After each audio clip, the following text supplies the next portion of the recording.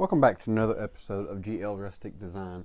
Today's video is going to be a farmhouse kitchen island with two sliding barn doors. So the first step is to cut up the frame 2x4. Here you'll see I already put it together, but I just used some 3-inch screws to attach the frame together.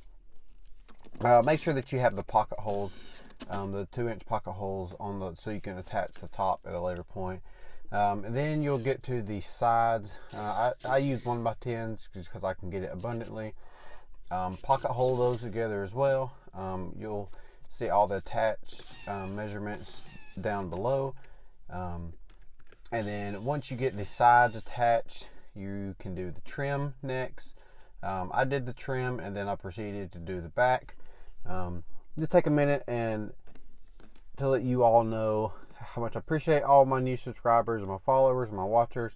If you have not yet, please subscribe below. You can click the link to subscribe to my channel. It really helps me out. It helps me grow as a YouTube content creator. Once you get the trim attached, like I said, I use pocket holes again here. Make sure you get those tight in so that they don't move. And then once you get those attached, I used one 3-inch screw through the top to further secure the frame. Then I used I believe it's like 1.25 inch. They're all Torx head screwed. You can use all Torx head screwed. It's not that big of a deal, but I was trying to hide as many screws as I could. And then, so I'll move on to the back. You can use, like I said, I use 1x10s for everything. You can also use plywood if you need to, or MDF, or whatever fits the need.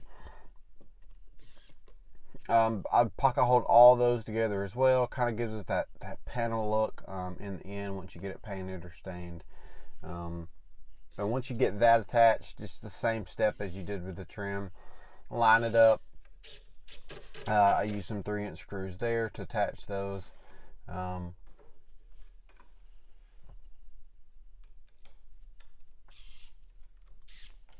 Once you get that done, I moved on to the trim on the back. It's the same process as if you were doing the side. I spaced those out. I had the two side pieces, and then I had the two middle pieces. I spaced those out evenly, or you can always put it as whatever measurement that you want. Once you get that step complete, then you want to move on to the face. The face is the same as the front, except for you'll have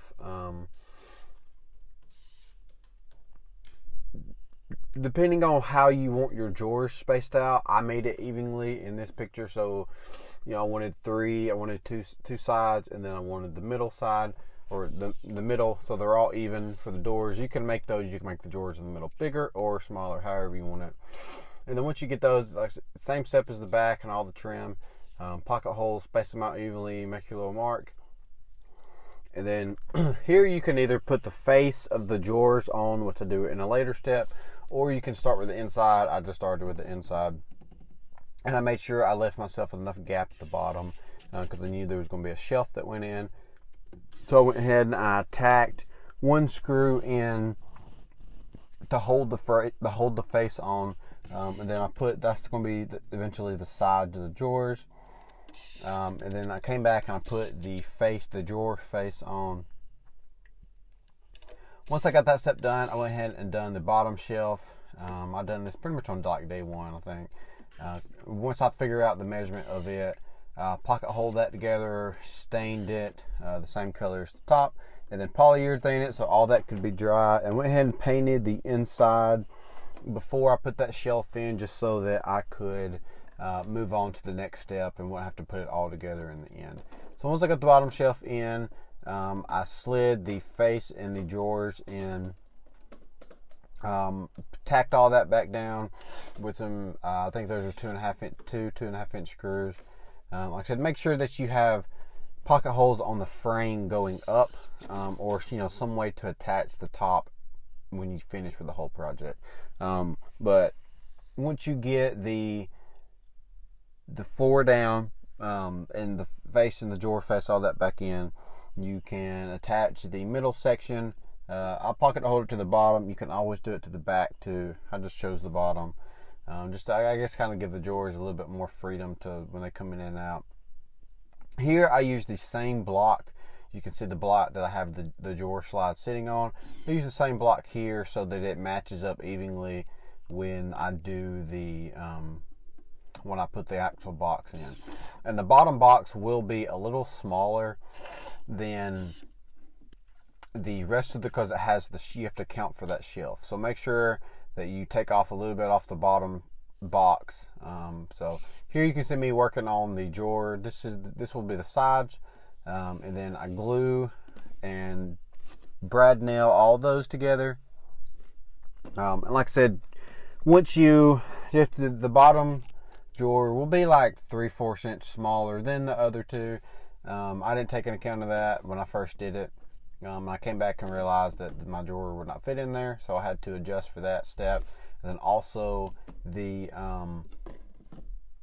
step that when you put the drawer face on, I used Luan for the back, which you'll see in the next step.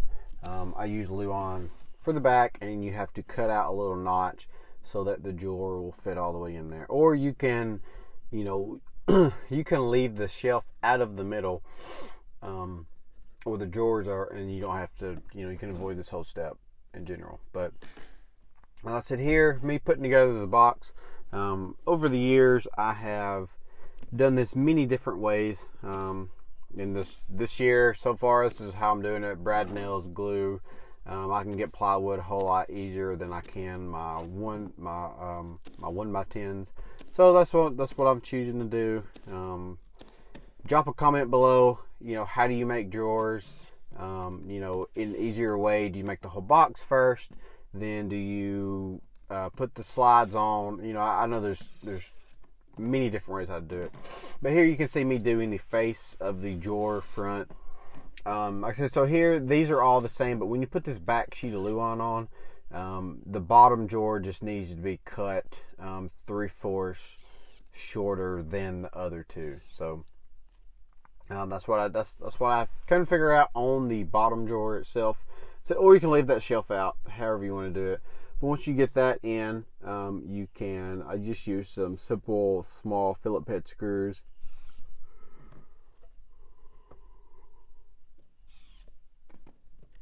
And then I had a little jig that I used to put my my handles on. It does a pretty good job so far. There's probably better things out there, and then I'll make a little mark with you can do a pin, or I think I used a drill bit just to kind of get a little impression, so that I can punch the holes through the front of this. And then I go over, once you slide the box into where the drawers will go,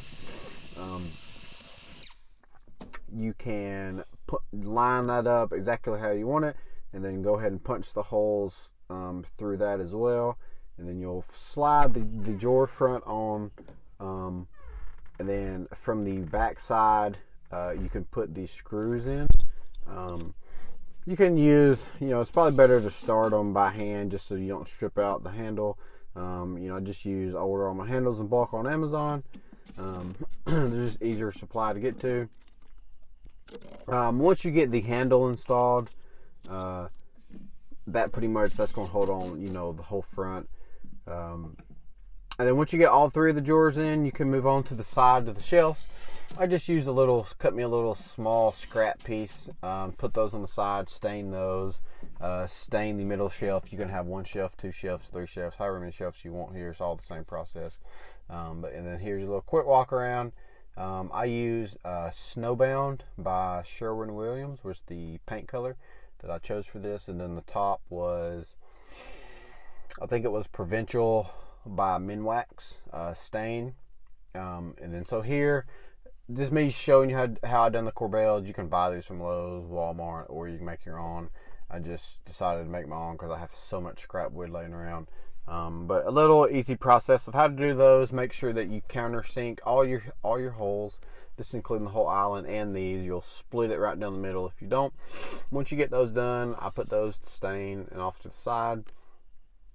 And then I proceeded to start on the top. So the top, I used white oak that I had laying around.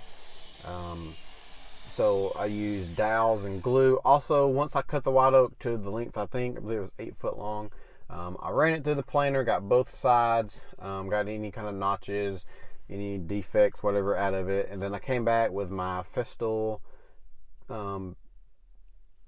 joiner and marked where I wanted the dowels to go. And I came back and glued and doweled every one of those together, both sides. I done it, I think it was like 4 boards in total.